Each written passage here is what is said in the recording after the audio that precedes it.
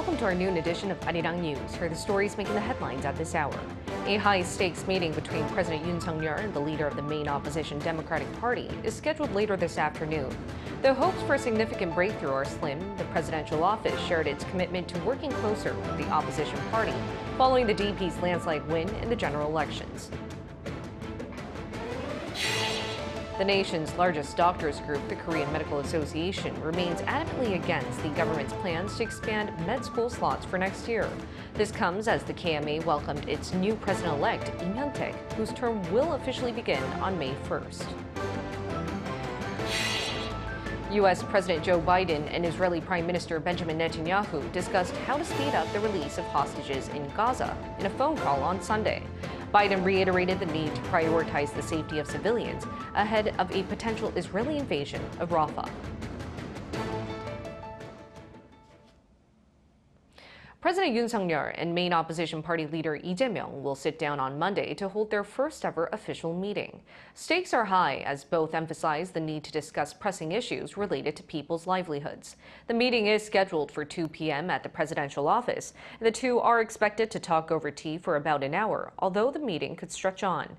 The unprecedented meeting between Yoon and Lee comes after the opposition Democratic Party of Korea won 175 out of the 300 seats at the National Assembly earlier this month, making Yoon the first president in Korean history to work with an opposition-led parliament throughout all of his 5-year term.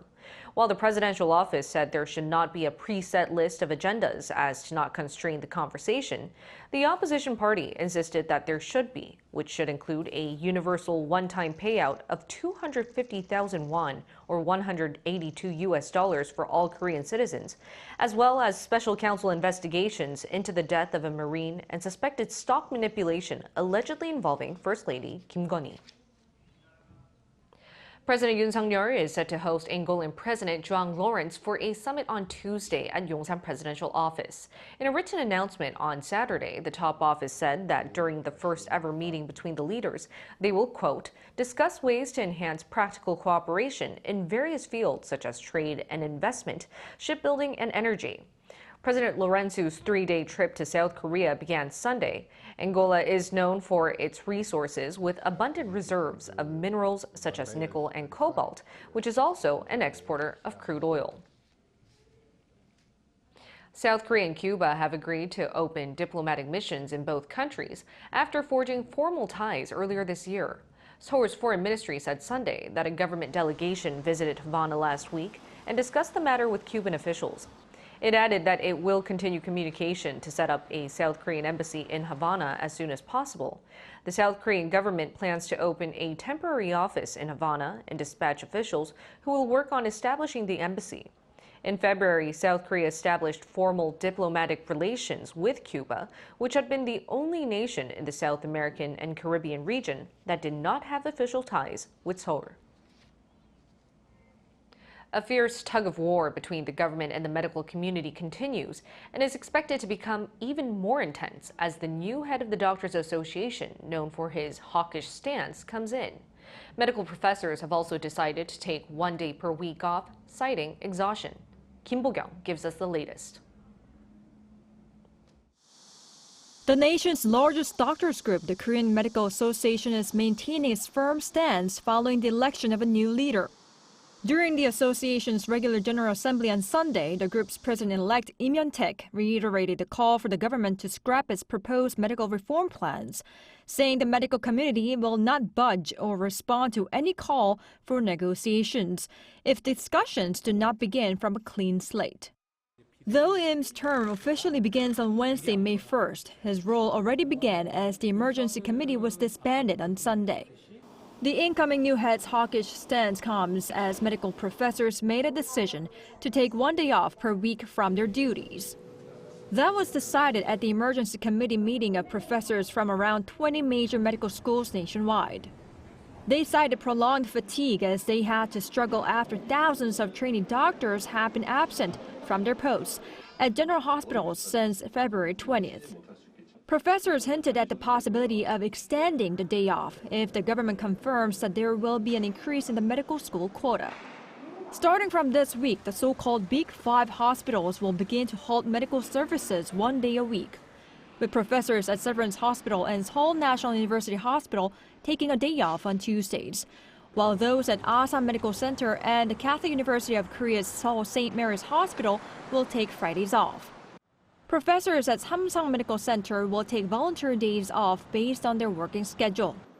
To this, health authorities again urged trainee doctors to return to work and professors to remain with patients while saying the government has a strong will to talk.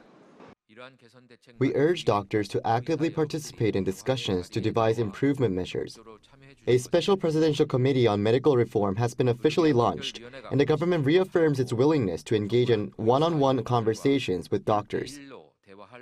The ministry also reiterated its plan to inject a total of around $7.5 billion into surgical and internal departments by 2028, highlighting its plans to properly fund a specific treatment for serious cardiovascular diseases. Meanwhile, medical schools are expected to make final decisions on the size of the increase for admissions for the 2025 academic year by Tuesday, upon a request from the Education Ministry.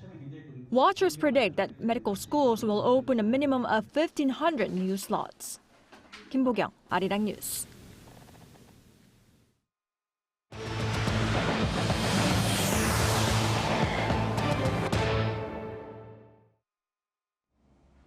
U.S. President Joe Biden and Israeli Prime Minister Benjamin Netanyahu in a phone call discussed ongoing hostage and ceasefire negotiations and the looming offensive against Rafah, while Palestinian Authority President Mahmoud Abbas stressed that only the U.S. can stop Israel from attacking Gaza's southern bordered city. Lee Seung-jae reports. U.S. President Joe Biden and his Israeli counterpart Benjamin Netanyahu held phone talks on Sunday, where the two exchanged their opinions on the ongoing hostage and ceasefire negotiations and Israel's planned offensives in Rafah. While it's unknown what the Israeli leader said about operations in Rafah, it's presumed that Netanyahu expressed his intent to go ahead with an attack if there's no ceasefire and hostage agreement reached. According to the White House, Biden, on the other hand, reiterated his clear position that there would need to be a clear and actionable plan from Israel on how they would protect civilians in Rafah.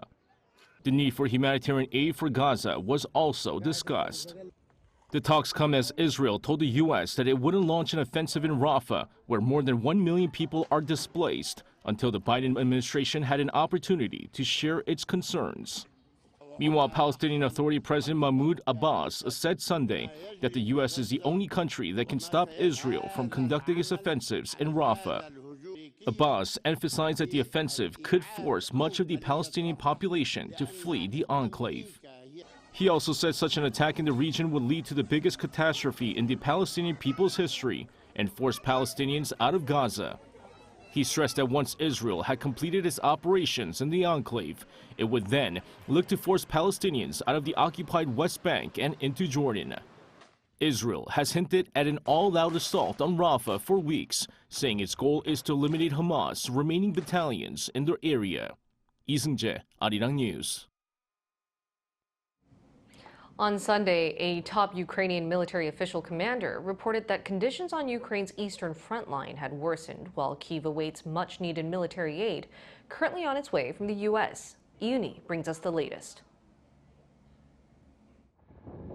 The commander-in-chief of Ukraine's military, Oleksandr Syrskyi, said Sunday that the situation on the eastern front line has worsened due to Russian attacks forcing a withdrawal from positions in Donetsk, while they wait for promised U.S. support, with Russia apparently keen to use its superior troop numbers and artillery before reinforcements arrive. The U.S. approved a military aid package for Ukraine worth $61 billion last week, but the new weapons have yet to reach Ukraine's front lines. Ukrainian troops have been struggling with shortages in manpower, ammunition, and air defense systems for several months. Taking to Telegram, Syrskyi said the situation had worsened, describing the most difficult areas as Mariinka and northwest of Avdiivka, a town captured by Russian forces in February. He also revealed some tactical success by Moscow, which had forced Kyiv to take up new defensive positions farther west, but added that it was unable to gain operational advantages. He did not address the status of the village Novobogmutivka, located about 10 kilometers north of Avdiivka, which Russia on Sunday claimed it had taken. Meanwhile, on Sunday, North Korea criticized the United States for supplying long-range ballistic missiles, which Ukraine has now used twice. The criticism through North Korea's Korean Central News Agency claimed that Washington's actions were a bad attempt that can never change the situation on the battlefield and will only fuel Zelensky's reckless confrontational behavior. Lee Eun-hee, Arirang News. Chinese authorities have given Tesla the approval for data security checks, providing the green light that paves the way for Tesla's full self-driving in China. The announcement was made during Tesla CEO Elon Musk's visit to Beijing, where he met with Chinese Premier Li Chang. Shinayong has the details. Tesla CEO Elon Musk arrived in Beijing on Sunday for a surprise visit, where, according to Reuters, he's expected to discuss the rollout of full self-driving software and permission to transfer data overseas. It's good to see electric vehicles making progress in China. All cars will be electric in the future. During the visit, Musk met with Chinese Premier Li Chang and said Tesla is willing to take the next step in deepening cooperation with China to achieve more win-win results, indirectly referring to Tesla's request for assistance in rolling out full self-driving in China. Premier Li told Musk that Tesla's development in China could be regarded as a successful example of U.S.-China economic and trade cooperation, affirming that China's market is always open to foreign companies. Also on Sunday, it was announced that Tesla had passed China's data security checks. The China Association of Automobile Manufacturers on Sunday published a list of 76 vehicle models that is said were compliant with China's data security requirements. Among them were Tesla's Model Y and Model 3 cars. These requirements include anonymizing facial information captured by vehicle cameras and not collecting driving-related data. Chinese car makers including BYD and NIO also passed this inspection, but Tesla is the only foreign automaker to do so. As a result, the possibility of Tesla introducing its full self-driving software in China has increased. Despite developing this software 4 years ago, Tesla could not roll it out in China as it could not transfer data collected in the country abroad to train its algorithms, all due to regulatory constraints. Shinayong, Arirang News. The visually impaired have been limited to text printed in Braille with restrictions on access to digital material. But a team of South Korean researchers has now developed a tactile display that may open doors to a digital medium for the visually impaired. Yoon has the details. Bumps appear on this black display. Its stiffness is firm enough to be noticeable by touch, but disappears in 2 to 3 seconds. The height of the bumps can be controlled in 14 levels from 0.1 millimeters to 1.4 millimeters, as well as the stiffness from rigid to rubbery. This is a tactile display developed by a team of South Korean researchers. What's unique about it is that the polymer material used is merely the thickness of human hair, and the display doesn't need an electronic circuit. The lack of a circuit board increases its durability because it makes the display less prone to physical impact. The top layer of this morphable display is made of material that generates heat when exposed to light. And this layer is covered with a film that is rigid, but at a temperature above 50 degrees Celsius becomes rubbery. With added air pressure under the display layer, the bumps appear according to the LED light pressure. Our goal is to increase the number of tactile cells to 5,000 for the expression of high-resolution graphics. This research was featured in the international academic journal Nature Communications, and the research team added that this technology could not only be applied to electronic devices that help the visually impaired, but could also add touch to the metaverse. Yoon, Arirang News. Tottenham striker Son Heung-min scored his 16th league goal of the season in Spurs' 3-2 loss to North London rival Arsenal at the Tottenham Hotspur Stadium on Sunday. But despite the home advantage, it was all Arsenal in the first half, with the visitors leading by 3 goals at the break. Tottenham's fortunes improved in the second half when Spurs defender Christian Romero pulled one back in the 64th minute before Son gave some hope of a comeback through an 87th minute penalty. That wasn't to be, though, and the loss means Tottenham stays in 5th place, while Arsenal remains top of the English Premier League. Action-packed thriller The Roundup Punishment has hit more than 4 million box office sales just 5 days since its theater release. It is the fourth movie in the popular The Roundup series featuring actor Ma Dong-seok and accounted for 94% of all theater admission sales from Friday to Sunday. Pundits are saying that the latest addition to the series could also join the second and third installments in surpassing 10 million views, making it the second movie this year to achieve such a feat after occult thriller Exuma. It was also the fastest film to surpass 1 million viewers this year. Spring is classical music season here in Korea. The second oldest out of Korea's 3 major classical music festivals, the Tongyeong International Music Festival, took place last month. This week, the oldest, the Symphony Festival with Hanhwa, is running until Sunday, and the youngest, the Seoul Spring Festival of Chamber Music, just kicked off a few days ago. Our culture correspondent Hong Yoo-jin tells us what you can expect at this year's edition.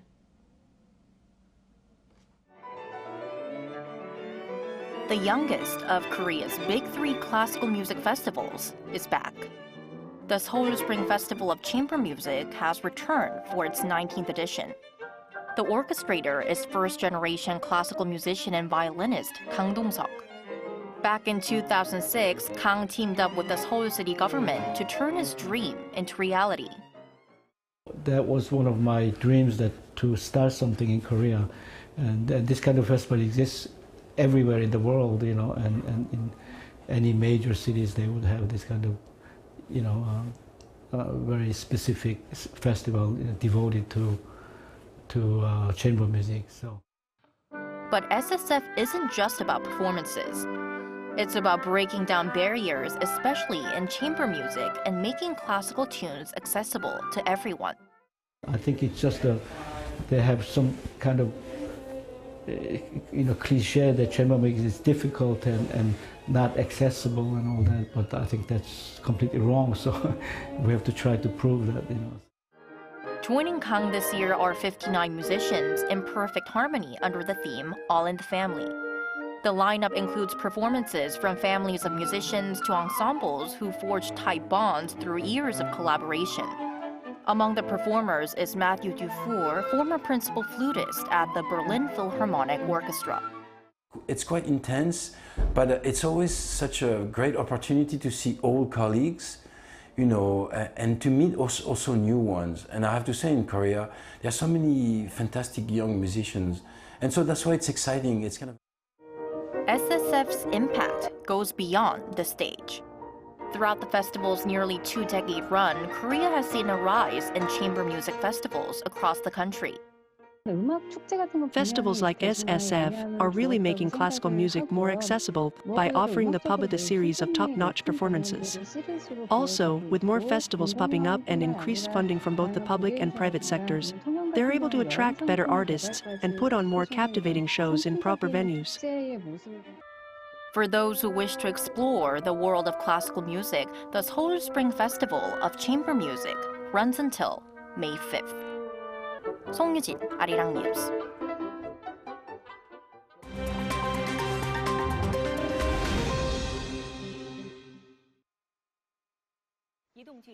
Let's take a look at the latest news in the world now. We begin today in China, where a tornado struck the city of Guangzhou on Saturday, killing at least 5 and injuring 33. According to Xinhua news agency, local authorities reported damage to 141 factory buildings, but no residential houses were destroyed. Chinese authorities reported that the tornado hit the city's Yoon district at around 3 p.m. local time on Saturday, with a maximum wind speed of 20.6 meters per second. As of 10 p.m. local time, search and rescue efforts were practically concluded. China's southern Guangdong province, with a population of some 127 million, saw flood damage from record rainfall for April, leading to the relocation of at least 110,000 people last week. In Cambodia, a mass cremation ceremony took place on Sunday, following the deaths of 20 soldiers in an ammunition warehouse explosion on Saturday. Cambodia's Defense Minister, Thea Seha, and Deputy Prime Minister, Hun Mani, along with the deceased soldiers' families, paid their final respects in a mass coffin ignition ceremony. The blast on Saturday in Chibardamon in Kampong Speu province damaged 4 military buildings and 25 civilian houses nearby. Cambodian Prime Minister Hun Manet said he was deeply shocked by the blast and announced $20,000 of financial support for families of each of the dead soldiers, while offering $5,000 for each of the injured troops. No explanation has been given yet for the explosion. A zoo in northern France has welcomed the births of 2 rare Sumatran tiger cubs. The cubs Rimba and Toba, each weighing some 4.2 kilograms, made their home at the Amiens Metropole Zoo a month after their birth on March 22nd. Rimba and Toba are the second set of cubs from Menya, Amiens Zoo's female tiger, who was paired with a male Sumatran tiger, Argo, under the European breeding program of Sumatran tigers. The tigers, native to the Indonesian island of Sumatra, are on the IUCN's red list of critically endangered species, with fewer than 400 remaining in the wild. There are 125 captive Sumatran tigers in zoos in Europe. Around 100 babies gathered at Tokyo's Sensoji Temple on Sunday for the Nakizumo Crying Baby Festival. In a unique event to wish the babies good health and well-being, wrestlers from Nihon University Sumo Club attempt to make the babies cry, with the baby that cries first being declared the winner. Opposing babies are carried by sumo wrestlers who gently try to induce tears from the babies. Japanese folklore believes that a crying baby can ward off evil spirits, while a loud cry indicates a strong and healthy child. The Asakusa Tourism Federation organized the first crying baby sumo event at the Sensoji Temple in 1991. Kim Seong, Arirang News.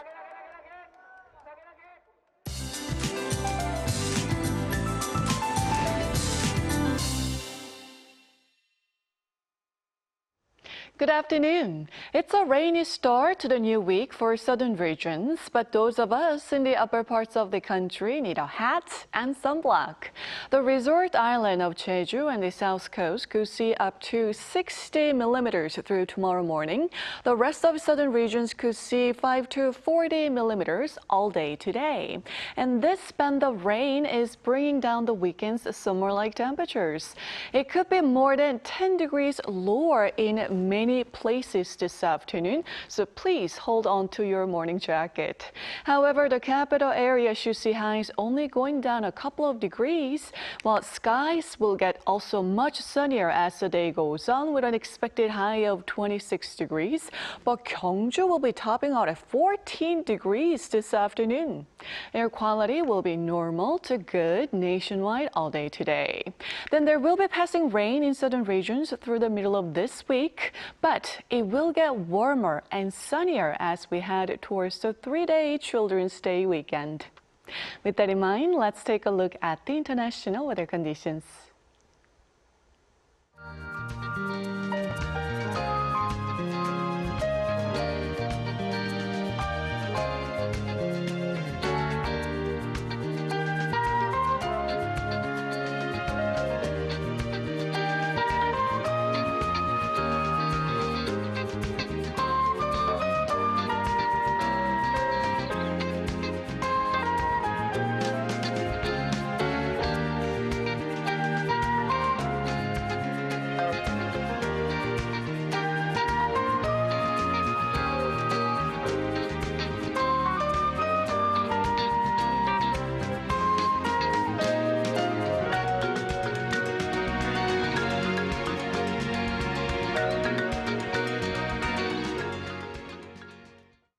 That's all we have for you at this hour. We'll bring you more updates at the same time tomorrow.